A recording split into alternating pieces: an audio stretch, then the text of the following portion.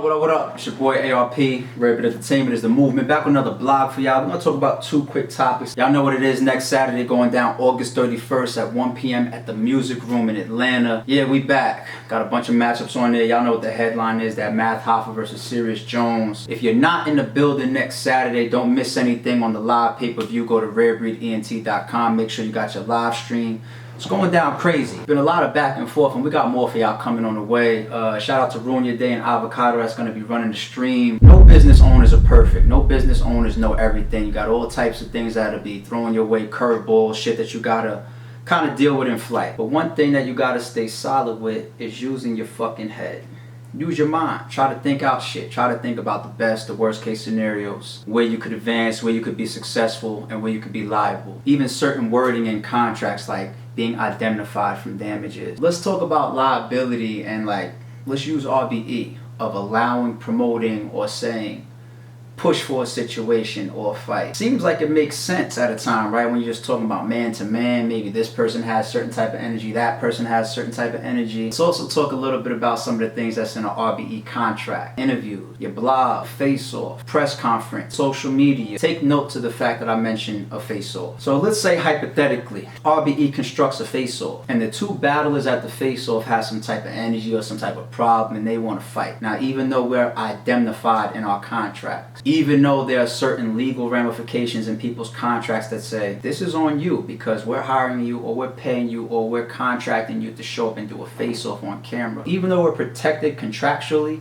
a contract really is just an agreement until you have to go to the legal level, until you need to bring lawyers in play and start looking over shit and say, okay, who's really liable? Who's really responsible for some of this shit or whatever took place? Now, you really think Rare Breed Entertainment or any smart company, anybody that uses their head for a second, imagine ARP, Shata, Lawrence, anybody in that room that day or in any particular situation saying, yeah, get to it.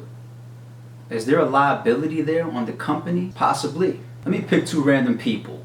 50 Cent and Rick Ross. Let's say they fucking meet up to shoot the fire real quick. What if in the midst of that fight that's orchestrated by Shady Records, 50 Cent scoops up Rick Ross, drops him on his fucking head, and Rick Ross slips into a 2-week coma? Doesn't even have to be Rick Ross. What if any of his people or his company behind him or family members, anybody that is talking to a doctor, talking to a police officer, talking to the fans, posting something on social media, could be talking to a news reporter, anything that comes out and says, Shady said, yeah, let's get this off real quick. Shady then becomes liable to a degree.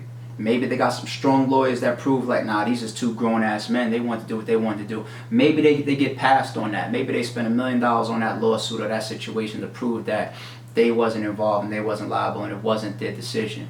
But that's all after the fact. Do I have a problem, me personally, with anybody fighting? I mean, there's been but how many fights in battle rap, and I've had one of them. People fight every day, B. But there's a big fucking difference when there's business involved and when there's a company involved. I'd never have a problem telling 50 Cent and Rick Ross as men, yo, y'all got a problem, go fight, go ahead. That's y'all business. But now if I book them for a show, it's a different story. I don't think people care or think about that shit, but when you run a company, you probably should give a shit about things like that. Not to mention, reputation wise, I'm out here promoting that RBE purposely edits the end of their battles on the handshake by the two artists. Dirty, so that's how I did them.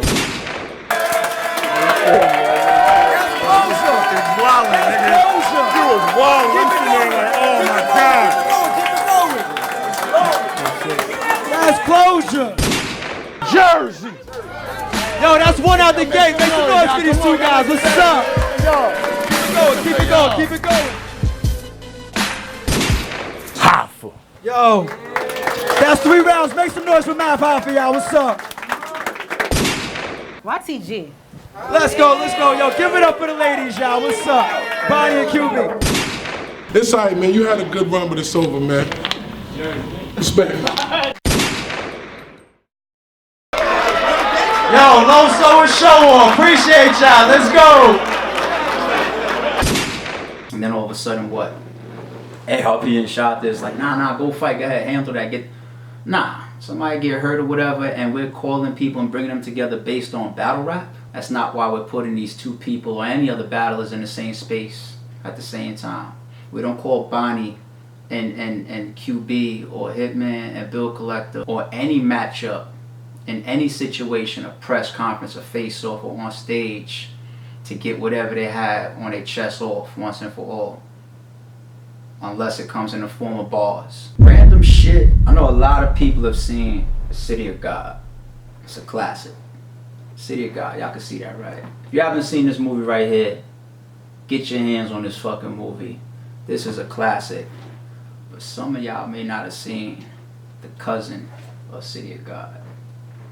Y'all seen this one? City of Men?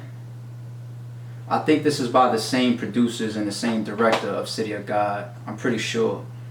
But it's even got some of the same actors in it. You talk about war in the streets.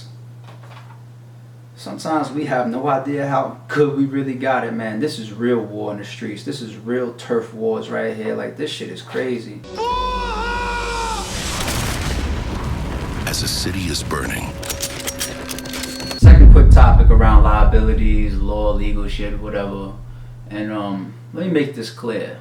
You know, I have no problem promoting our law firm, GSB Law. You know what I mean? Because you can't have it both ways. You have to choose what you're in a particular business or space for. You know what I mean? You could run around claiming to be a street nigga your whole life, or you could try to run a successful company and realize, like, damn, when you get into shit, you really got three options. You could lawyer up, you could risk your freedom, or you could do nothing. All three are always a possibility in business, depending on who you're working with. You know what I'm saying? Unfortunately, you know, the doing nothing, you know, that happens sometimes because if you're smart, you take your time, you weigh your odds, pros and cons, and you make a decision on whatever's in front of you. So sometimes doing nothing is actually the best decision. Taking it to the street. Men and women with pride, egos. Nah, fuck that. I don't care what's going on. There's principles behind this shit. Somebody took something from me. I want to do something past whatever. You know, that is always a possibility with certain businesses and certain people, unfortunately. You know what I mean? I mean, hopefully everybody in these places or businesses wants to avoid this type of shit. And of course, lawyering up. GSB Law being our personal entertainment lawyer and firm that would back RBE, and I have no problem promoting them. It's actually good to promote whatever law firm is behind you, because if you bring them clients, they'll throw y'all motherfuckers discounts. So please, if you have any entertainment needs, contractual, legal issues, whatever, contact GSB Law. One of the reasons why they definitely popping and we fuck with them heavy is they're regional. So for example, if you have an event or an infringement that happens in New York on a company that's based out of New York, and maybe the company or the artist or whoever that infringed upon your rights or your contract or your business, you know, lives somewhere in the Midwest, you know, they have offices in the Midwest to represent you, because certain shit can't cross state lines legally. You have to have like representation or lawyers that are past the bar and, you know those state laws opposed to where the infringement, all of that shit, you know what I'm saying? Like, I'm learning a lot of this shit as we work with our law office, to be honest. We've been through legal situations behind the scenes. RBE, I have no problem saying that. Just like, there's a stigma that comes with working with lawyers. And it takes somebody that's a little bit more intelligent and doesn't have that type of ego to break the ignorance type of shit that be surrounding our culture. I'm not just talking about battle rap. The way we grow up, the hip-hop culture, you know what I'm saying? People hear lawyers or whatever, and they misconstrue that with snitching or some shit like that. You know what I mean? But when you're running a business and you're growing as a person, and you're growing as a company, you know, it's actually successful to get to a point where you have a law firm behind you. Learned a lot through some of those situations. We'll continue to learn a lot as we work with our lawyers, because really, you don't have to have no beef or no problem to work with your lawyers. It's like, you could just have a simple question. Yo, what happens if I do X, Y, Z, or this person does X, Y, Z? You shoot that email to your lawyer, they shoot you back an answer an hour or two later. You know, they rack up the time, and at the end of the month or whatever, they'll send you a bill, and you gotta keep up with your shit. I'd be careful every time you contact your lawyer, because you're being charged. Real shit. Actually sent a question over to our lawyer today about promoting bootlegs. No bullshit, not joking at all. Just curious of the question, like, what is the extent of promoting bootlegs? I'm not talking about actually manufacturing a bootleg. Like, a person that manufactures a bootleg, like, y'all know that person is extremely liable. Like, your Facebook name could be attached to you fucking recording off of a screen or some shit like that. You take that name and you multiply however many people is watching your stream by the amount of the stream, then that plus lawyer fees, you have a liability now. You can send that to your lawyer and say, that charge right there, that $10, $15, $20,000, I think I missed out on that. You know, go file that in court. You know what I'm saying? But I sent a question over even this morning about promoting bootlegs.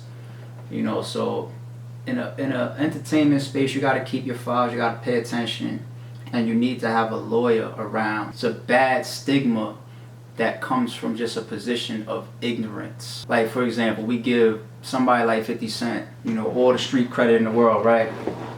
Who the fuck you think drafted up the documentation that Bang'em Smurf signed when he had to sign off that percentage of the company G Unit when they started up for the most part?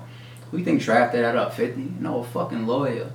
You know what I mean? Like when 50 filed bankruptcy to protect them from that lawsuit from Rick Ross's baby moms, who you think pushed that? It was Rick Ross or whatever, trying to get millions of dollars out of them. Niggas go back and forth in these entertainment worlds suing each other and all types of shit, because that's how you got to start handling things when you're a successful brand or a successful company. I have to close this blog out. I just want to remind people real quick about, you know, legal liabilities and trying to make good decisions around your company as much as possible. Thinking a little bit past a moment that could be tense or whatever, and realizing like even what you think could be a small situation can turn into a very, very big situation. You gotta be careful. You gotta try to make the best decisions possible when you're running a company. Allow critics to be critics, allow people to talk, allow people to be drama kings. You know, that just comes with the game, that comes with the territory. But you know, in my shoes, if you don't think about shit like that, you just become another one of the ignorant.